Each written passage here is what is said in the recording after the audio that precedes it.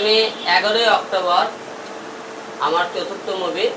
আমার প্রথম মুভি ছিল মার্সক্কা, দ্বিতীয় সাহসী জলম, তারপর টোকাই, তারপরে মনে করেন বাচ্চা দা কিং। এই সিনেমার পরিচালক হলো আমার পাশে ইভান মল্লিক, নতুন নবাগত একজন পরিচালক।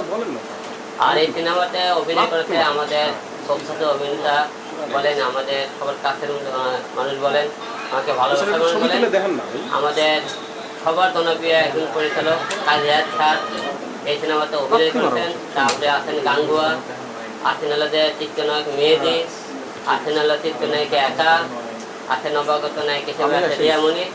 এছাড়াও আরো অনেকেই মনে করেন এখানে অভিনয় করছেন। আশা রাখতেছি আপনারা সিনেমাটা হলে অনেকদিন পর যেহেতু হিরো আলমের সিনেমা আসতেছে, একবার হলো হলে দেখবেন।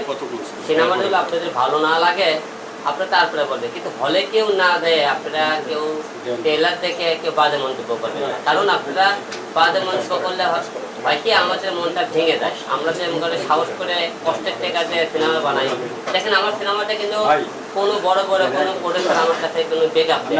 আমি নিজের কষ্টের টাকা তিল তিল করে সিনেমাটা বানাই আছি।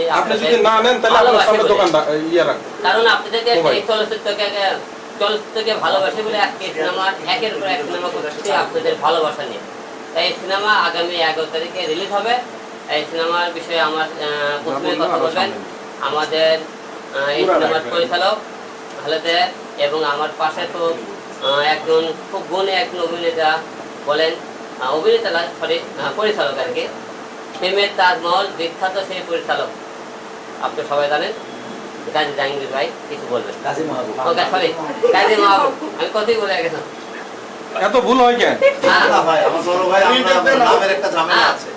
এটাই দেখবেন ভুল হতে পারে। ঠিক আছে, মানে নিলাম। যাই হোক আমরা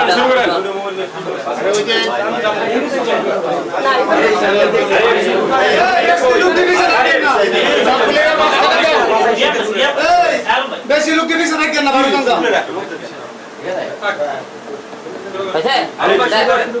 সবাইকে আসসালামু আলাইকুম। আশা করি আপনারা সবাই খুব ভালো আছেন।